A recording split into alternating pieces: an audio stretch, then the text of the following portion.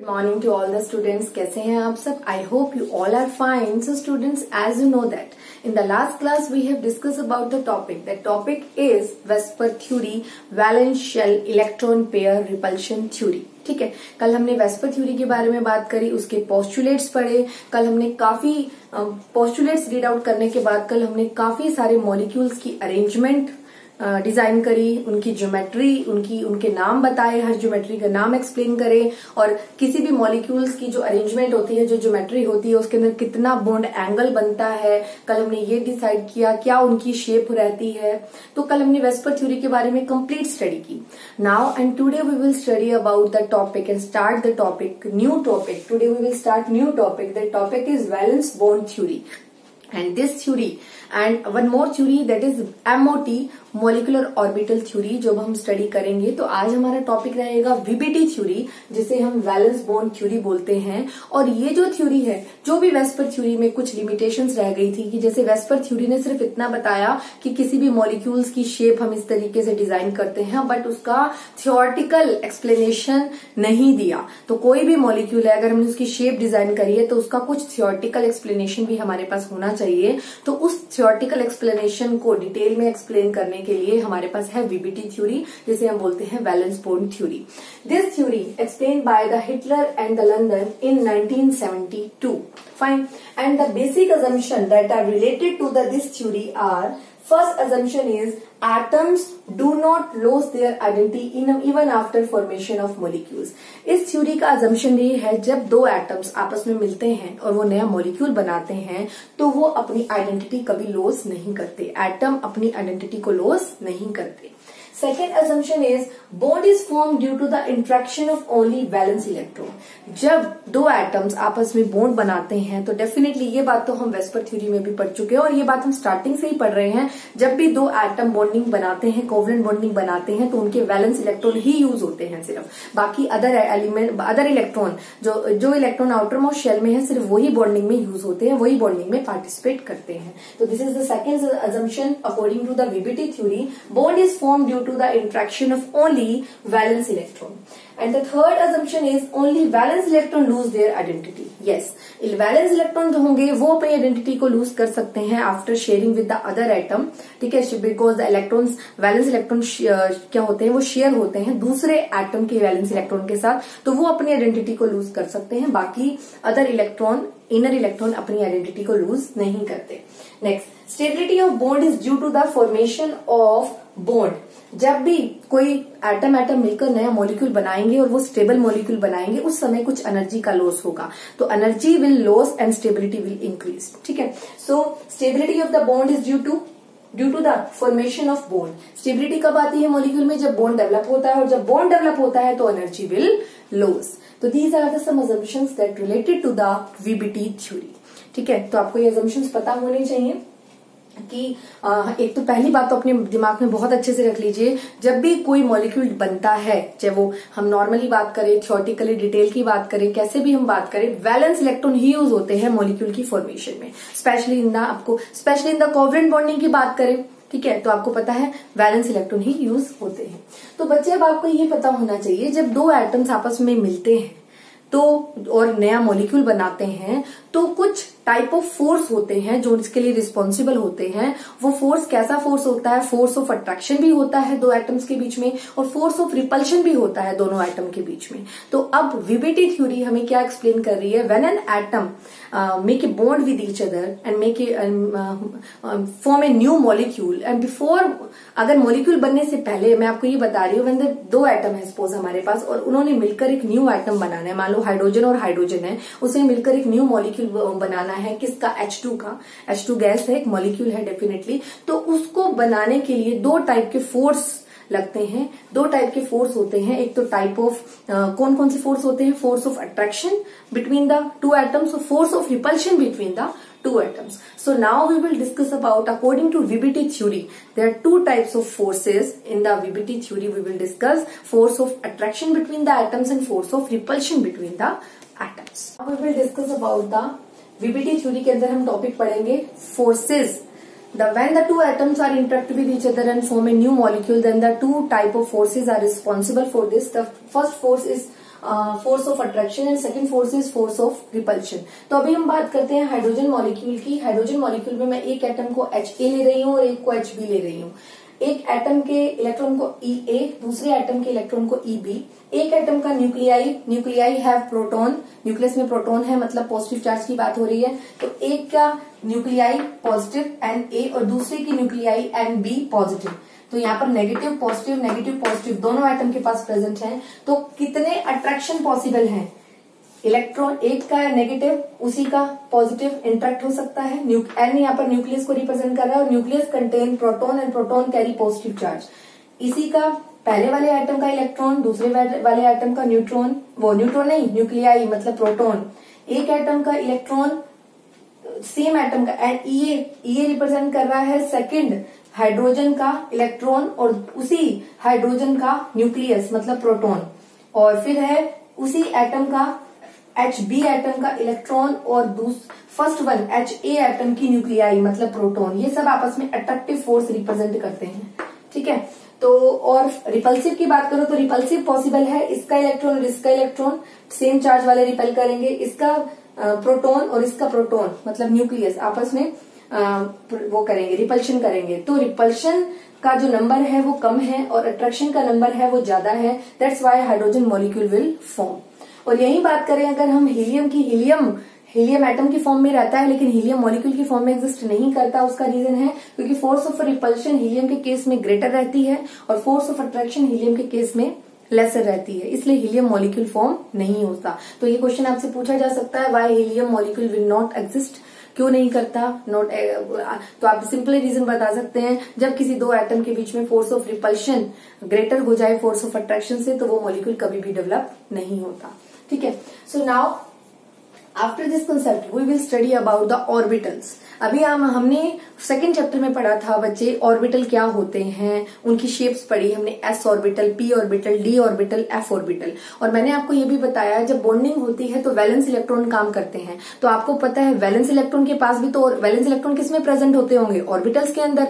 तो ऑर्बिटल, एक ऑर्बिटल में मैक्सिमम 2 इलेक्ट्रॉन आ सकते हैं, ये बात भी मैंने आपको एक्सप्लेन कर रखी है। तो अभी हम ये एक्सप्लेन करेंगे कि थ्योरेटिकली इन कंप्लीट डिटेल के अंदर हम ये बात करेंगे जो ऑर्बिटल्स होते हैं वो कैसे पार्टिसिपेट करते हैं during the bonding between the two atoms. तो ऑर्बिटल हमारे हैं S orbital, P orbital, D orbital, F orbital. F orbital का कंसेप्ट आपके सिलेबस में डिटेल में नहीं है, we will study in the higher classes. And अगर हम बात करें S ऑर्बिटल और P ऑर्बिटल और D ऑर्बिटल की, तो अभी हम उनके बारे में स्टडी करेंगे कि वो ऑर्बिटल्स दो एटम के पास, एक एटम के पास भी वैलेंस इलेक्ट्रॉन है, दूसरे एटम के पास भी वैलेंस इलेक्ट्रॉन है और दोनों एटम्स के पास अपने अपने ऑर्बिटल भी हैं और कैसे वो ऑर्बिटल आपस में ओवरलैप करते हैं और नया बॉन्ड फॉर्म करते हैं।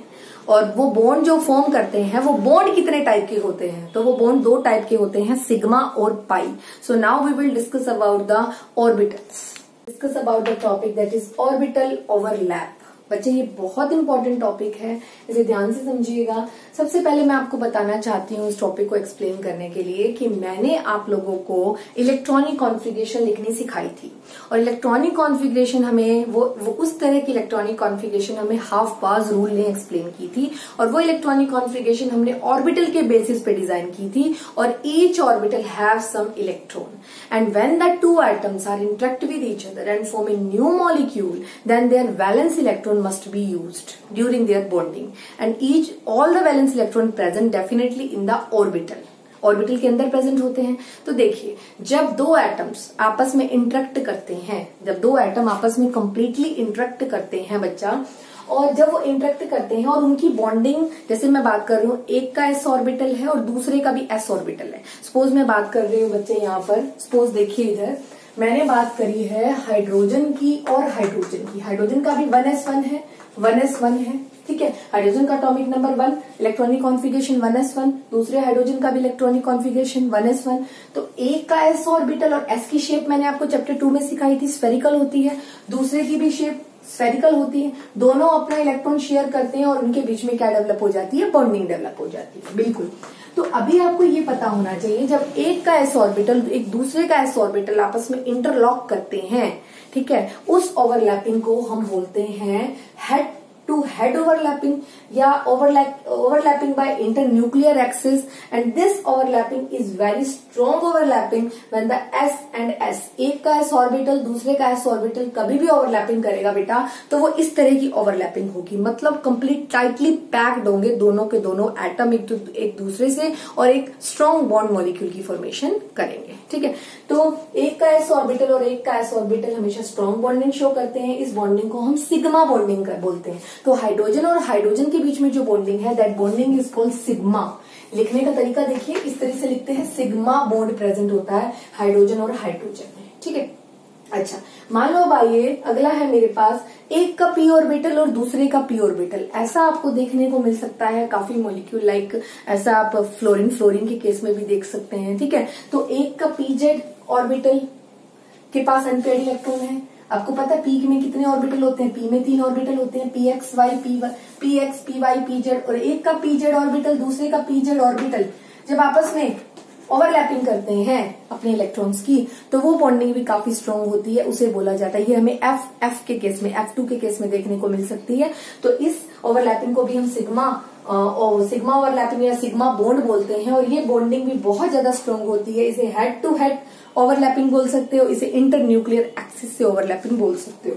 नेक्स्ट आ जाती है साइड वाइज ओवरलैपिंग। बेटा जब किसी का px या py एक एटम का px दूसरे एटम का px या फिर एक एटम का py और दूसरे एटम का py जब आपस में बॉन्डिंग करते हैं तो वो बॉन्डिंग काफी वीक बॉन्डिंग होती है। और ऐसी बॉन्डिंग को एक्सप्लेन करने के लिए मैं इस तरीके से रिप्रेजेंट कर सकती हूँ, ये बॉन्डिंग को इसे साइड वाइज हो, इसका साइड और इसका साइड, ये बॉन्डिंग काफी वीक बॉन्डिंग होती है। यहाँ पर इलेक्ट्रॉन पूरी तरीके से ओवरलैप, एक एटम का इलेक्ट्रॉन दूसरे एटम का इलेक्ट्रॉन पूरी तरीके से ओवरलैप इंटरलॉक नहीं हो पाते। ठीक है, तो ये बॉन्डिंग काफी वीक बॉन्डिंग होती है।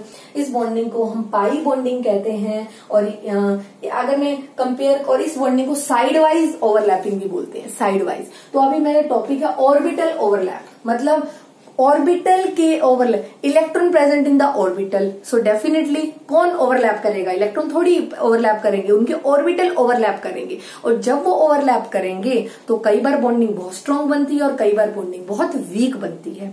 तो मैंने आपको बताया किस किस केस में स्ट्रांग बॉन्डिंग बनेगी, एस के केस में स्ट्रांग बॉन्डिंग होगी, pz और pz के केस में स्ट्रांग बॉन्डिंग होगी। किसी के पास इलेक्ट्रॉन एक का px में अनपेयर्ड होगा, दूसरे के px में भी अनपेयर्ड इलेक्ट्रॉन होगा। जैसे अभी हमने हाइड्रोजन का केस देखा, हाइड्रोजन के केस में इसके पास भी s में एक ही इलेक्ट्रॉन था, इसके पास भी s में एक ही इलेक्ट्रॉन था, तो डेफिनेटली दोनों ने ओवरलैपिंग कर ली। और ऐसी ओवरलैपिंग काफी क्या होती है, काफी स्ट्रॉन्ग ओवरलैपिंग होती है। इसको हम क्या बोलते थे, सिग्मा बॉन्ड। लिखने का तरीका भी आपको मैंने बताया, इस तरीके से हम सिग्मा बॉन्ड रिप्रेजेंट करते हैं। और एक बात और, जो सिग्मा बॉन्ड बनता है वो s ऑर्बिटल में, और p के कौन से ऑर्बिटल में बनता है, pz में बनता है, और d के केस में भी बनता है, बट d का आपके सिलेबस में बहुत ज्यादा डिटेल में नहीं है।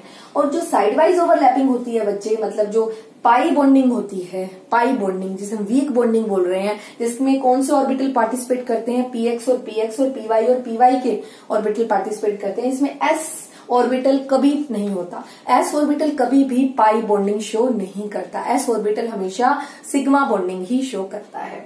ठीक है, और p और d में ये प्रेजेंट होती है, जिसे साइड वाइज ओवरलैपिंग।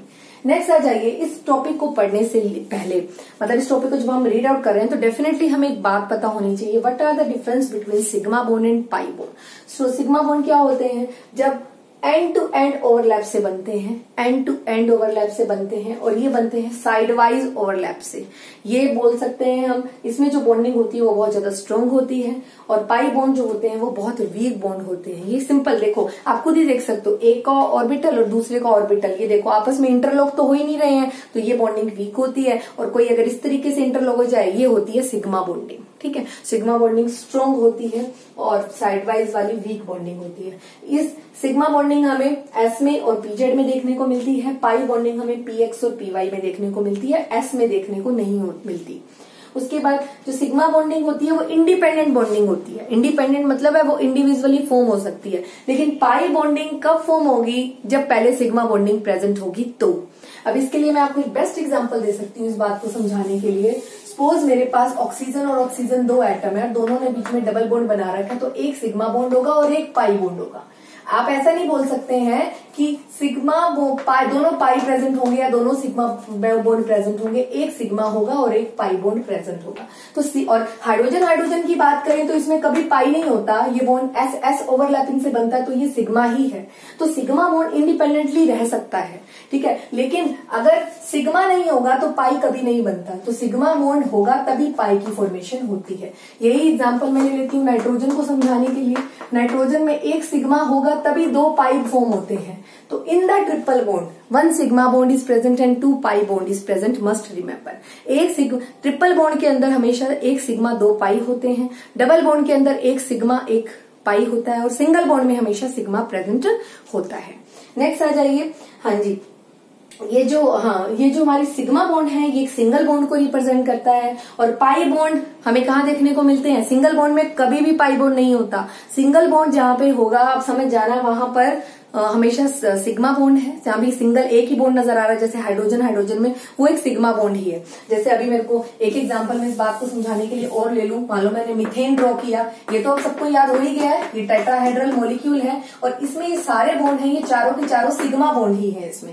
तो सिंगल बॉन्ड जहां भी होगा वो हमेशा सिग्मा बॉन्ड होंगे और जहां भी डबल बॉन्ड नजर आएगा आपको वहां पर एक सिग्मा होगा, जैसे ऑक्सीजन के केस में एक पाई होगा, और जहां आपको ट्रिपल नजर आएगा और वहां पर एक सिग्मा होगा दो पाई होंगे। मतलब डबल और ट्रिपल बॉन्ड के केस में आपको पाई नजर आएंगे और सिंगल बॉन्ड के केस में हमेशा सिर्फ सिग्मा बॉन्ड ही प्रेजेंट होता है। ठीक है, तो आपको पता लगा सिग्मा बॉन्ड और पाई बॉन्ड दो टाइप के बॉन्ड बनते हैं ऑर्बिटल की ओवरलैपिंग से। और ये ऑर्बिटल में क्या प्रेजेंट होते हैं? ऑर्बिटल में इलेक्ट्रॉन प्रेजेंट होते हैं। और इलेक्ट्रॉन कहां से आते हैं? इलेक्ट्रॉन हमारी जब हम each atom has atomic number, atomic number के बेसिस पे हम क्या लिखते हैं? Electronic configuration. और इलेक्ट्रॉनिक कॉन्फिगरेशन जो होती है वो जब हम उसको लिखते हैं तो हम देखते हैं कि हर इलेक्ट्रॉन किसी न किसी ऑर्बिटल में प्रेजेंट है। और जब एक एटम का ऑर्बिटल और दूसरे एटम का ऑर्बिटल आपस में ओवरलैप करता है तो बॉन्ड डेवलप होते हैं। और जब बॉन्ड डेवलप होते हैं, the bond that are develop by the overlapping of orbitals, ठीक है, then bond may be sigma bond, the bond may be pi bond. The strong bond is called sigma bond and weak bond is called pi bond. ठीक है, strong weak sigma bond form by S overlapping and PZ overlapping and the pi bond formed by mainly by PX overlapping and PY overlapping or also by the D overlapping, but pi bond not formed by SS overlapping.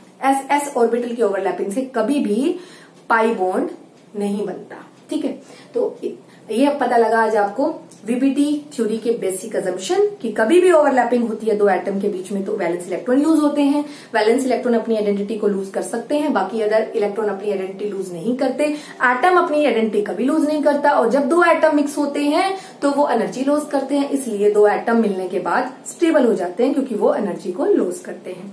तो after that आपको पता लगा when the two atoms are join with each other then the two forces are responsible for this, force of attraction and force of repulsion. जिनके बीच में force of attraction ज्यादा रहता है, फोर्स ऑफ रिपल्शन कम रहता है, वो मॉलिक्यूल बन जाते हैं। जैसे एग्जांपल H2 मॉलिक्यूल डेवलप होता है, हीलियम मॉलिक्यूल कभी नहीं बनता, He2 नहीं होता। उसका रीजन है क्योंकि force of repulsion greater than force of attraction. ये बात पता लगी। उसके बाद आपने देखा ऑर्बिटल्स ओवरलैप होकर नई बॉन्डिंग करते हैं। बॉन्डिंग कहां तक पॉसिबल है? 3 बॉन्ड तक पॉसिबल है और 3 बॉन्ड में एक सिग्मा होता है और 2 पाई होते हैं। ठीक है, तो आज के लिए इतना ही। ये अभी वीबीटी थ्योरी हमारी कंटिन्यू है, अभी चलेगी ये वीबीटी थ्योरी। ठीक है, तो वेस्पर थ्योरी की कुछ लिमिटेशंस को, उसकी शॉर्टकमिंग्स को दूर करने के लिए हमारी वीबीटी थ्योरी है। और वीबीटी थ्योरी के बाद हम आगे हमारी एक एमओटी भी है। एमओटी मतलब मॉलिक्यूलर ऑर्बिटल थ्योरी भी है। तो हम पहले वीबीटी को स्टडी कर रहे हैं। वीबीटी जब हमारी कंप्लीट हो जाएगी उसके बाद हम एमओटी पढ़ेंगे। तो वेस्पर थ्योरी की कुछ लिमिटेशंस इस तरीके से हमारी रिमूव हो जाएंगी। ठीक है, तो कल हमारा वीबीटी का कंसेप्ट रहेगा, चलेगा, अभी कंटिन्यूशन में रहेगा। ठीक है, तो कल का हमारा टॉपिक रहेगा वीबीटी थ्योरी से रिलेटेड हाइब्रिडाइजेशन। ओके, सो आज के लिए इतना ही। Do your work in a neat and clean way and be regular.